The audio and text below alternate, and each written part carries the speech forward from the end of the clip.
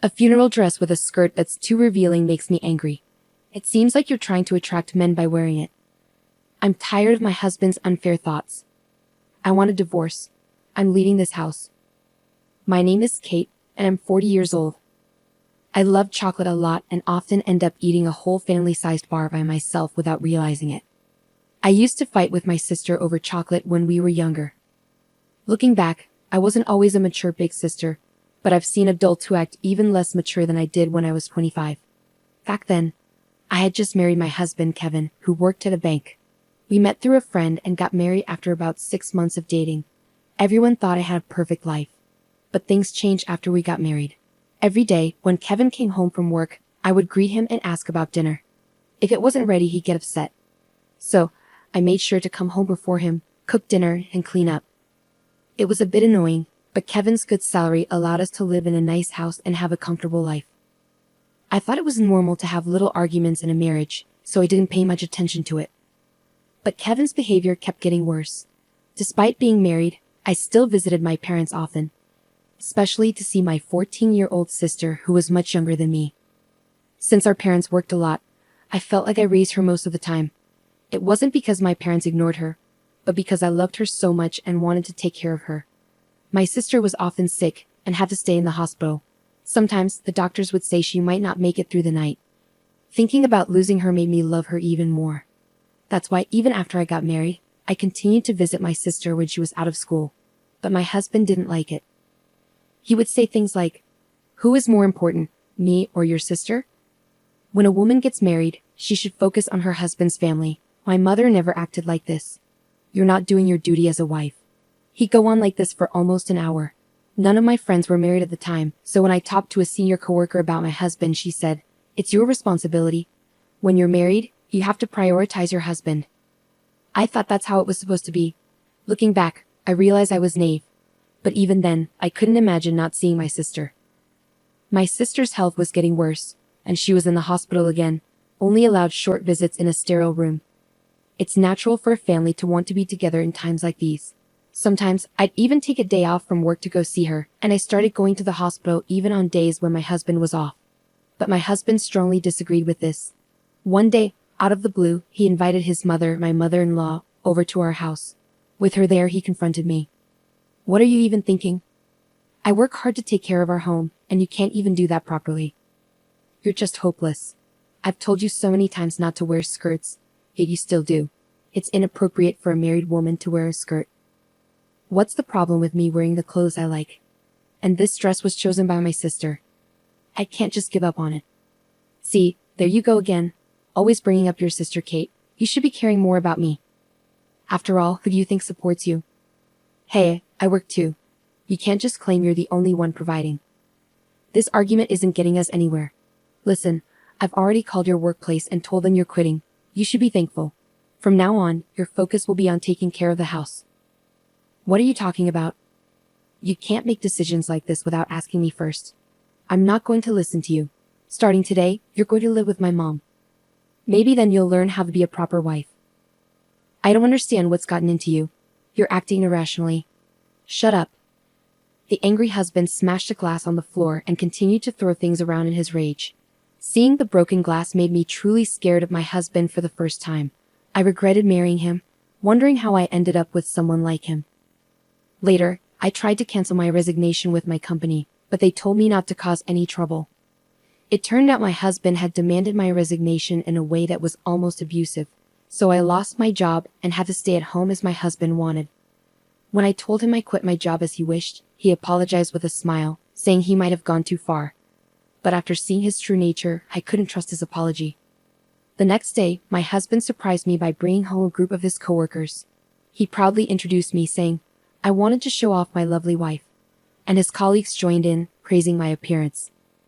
Then, out of the blue, he declared, My wife is an amazing cook. You have to taste her food before you leave. I panicked, realizing we didn't have enough food for everyone. It's fine, just make something simple. I don't want you to stress out, he reassured me. I can go shopping if we need more ingredients, one of his female coworkers offered. Your husband really cares about you. I'm jealous, he added. No. He's just good at putting on a show. If he really cared, he wouldn't have brought his coworkers home after a big fight yesterday.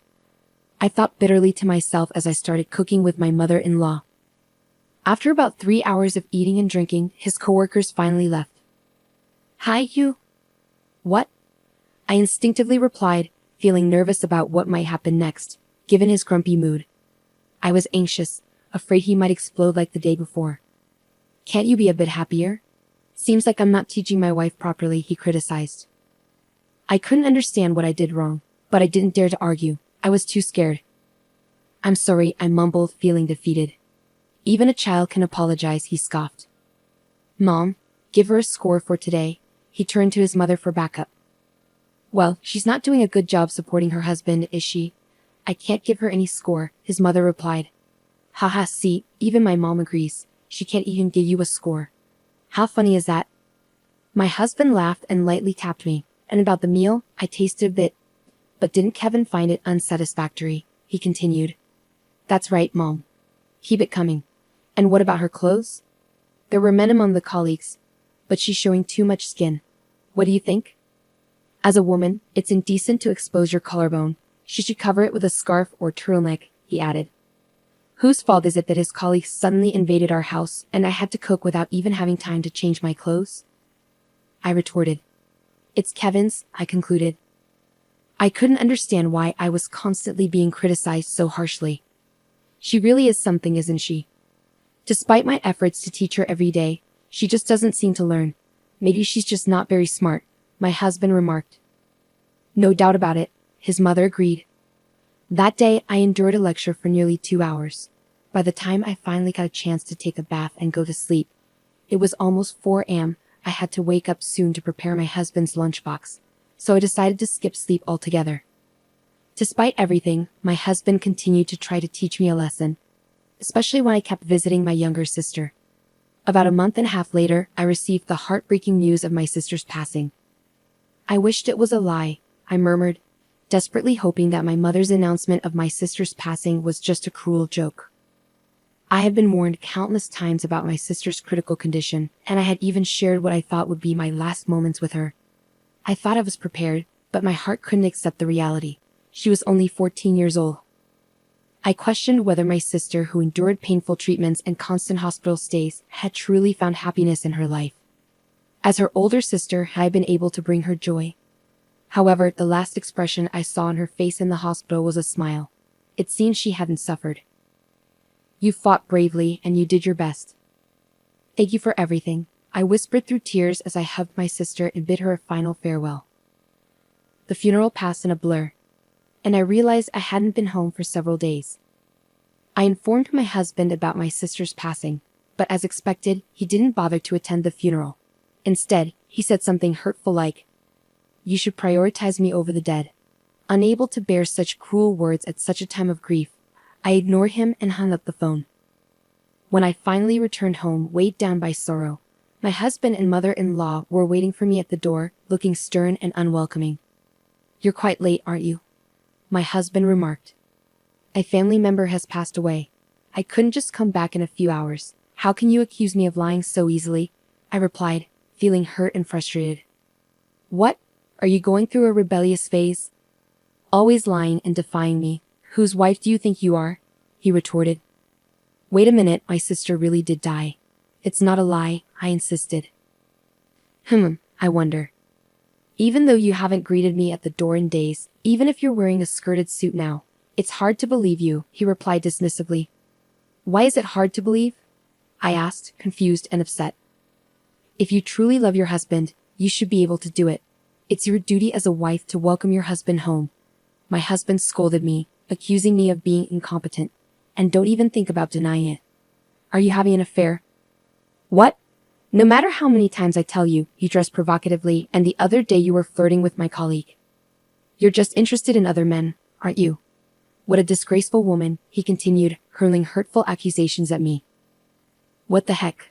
I started to argue back, fueled by anger and forgetting my fear of my husband. But then it happened. "Divorce, huh?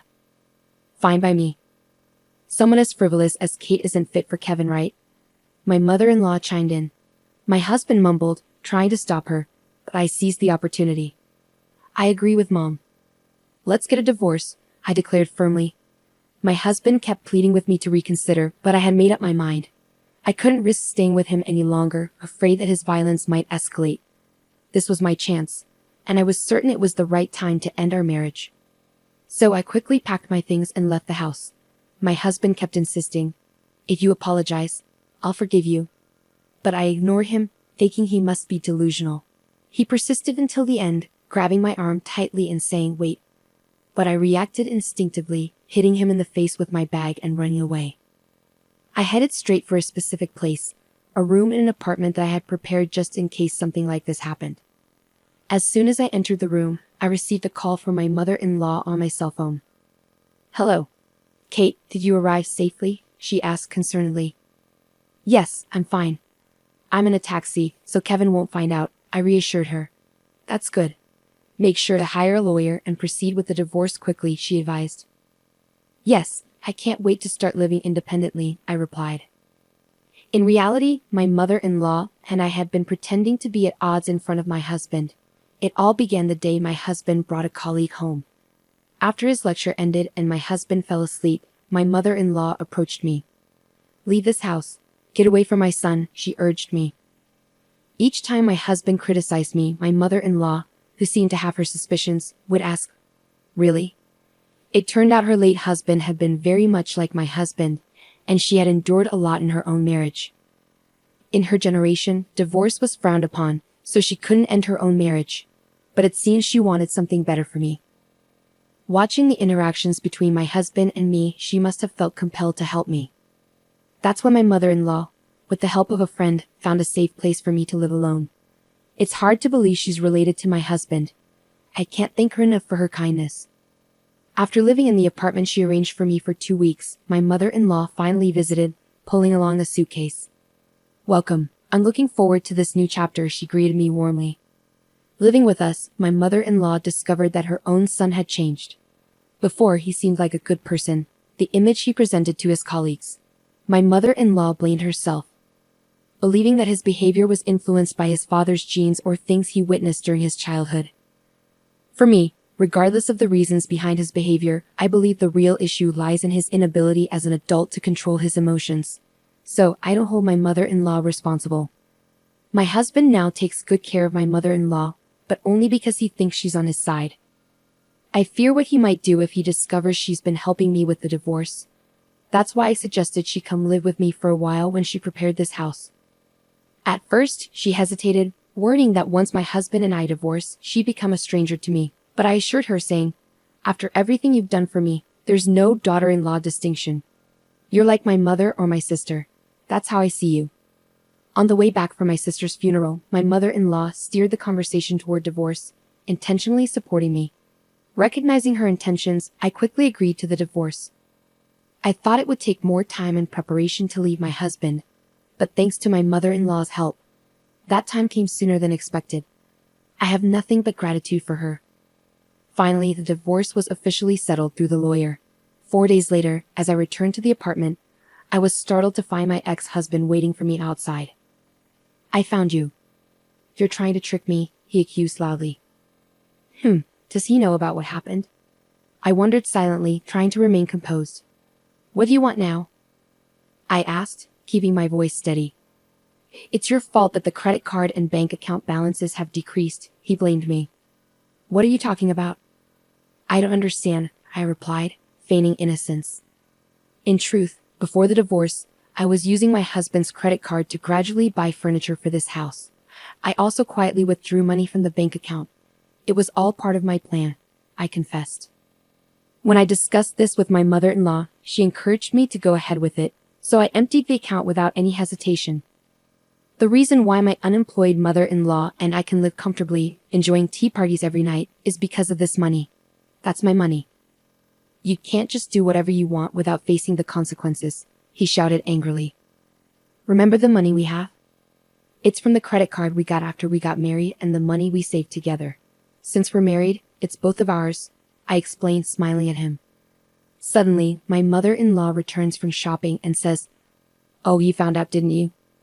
Surprised, my ex-husband stands speechless behind me. "Hey, you're back," I greet my mother-in-law, trying to keep things normal. What? Why is Mom here? My husband asks, confused. Well, because we're living together, I respond, with my husband still puzzled and my mother-in-law acting like it's no big deal.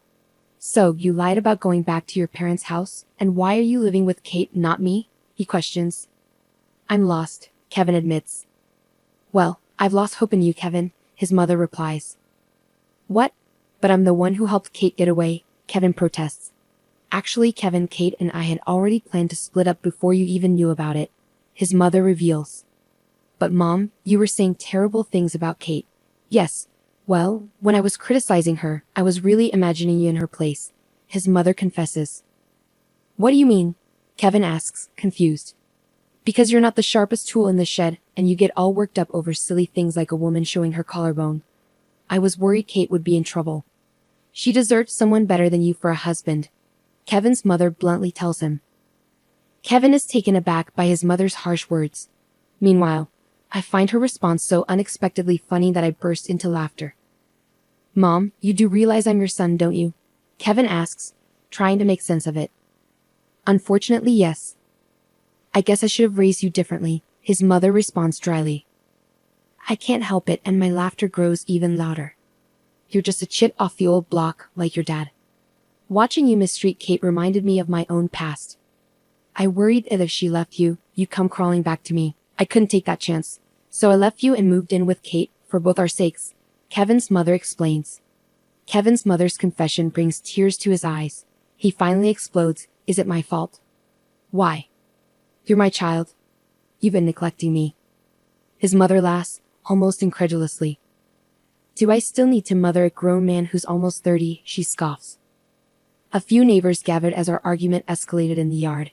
They chuckled at my ex-husband's dramatic outburst, saying, he's really making a scene. With people watching, he didn't dare lay a hand on us and retreated to his house. But the next day, he seemed to have completely lost it. He started spreading rumors about us to his friends and co-workers who used to hang out at our place. My ex may seem nice, but she ignores her husband, he complained to anyone who would listen. One woman at his office fired back. You know, your behavior is exactly why women are wary of their husbands. It's becoming a societal problem. Although no one openly agreed, the vibe at work made it clear that Kevin was in the wrong, and he felt increasingly isolated. In the end, my ex-husband, who turned out to be quite sensitive, couldn't handle the judgmental stares and whispers anymore. He quickly quit his job. It's ironic how he was so quick to criticize me but couldn't handle criticism himself. How sad. Feeling alone, he sent me a lengthy letter trying to justify his behavior and boasting about his greatness as a man. The letter was a whopping 10 pages long. I was surprised when I received the thick envelope. I had blocked his texts, but if he could write this much by hand, I can only imagine how many texts he would have sent. His final line was, if you ever miss me, feel free to contact me. So I playfully replied, then please go ahead with the property division. That sparked another big argument. I used to be afraid when we lived together, but not anymore. I stood my ground with my lawyer. Even before his mother suggested I leave, I had secretly been recording his behavior at home, preparing for a divorce. All those months enduring his hurtful words paid off. With the evidence, I successfully sorted out the property division. After that, I moved out from living with my ex-mother-in-law when I found a new job. It was still close enough for a reasonable commute. Surprisingly, she had found herself a boyfriend. It turned out the person who introduced us to the apartment was her new beau. She left with him, holding hands, and said, come visit us once we're settled.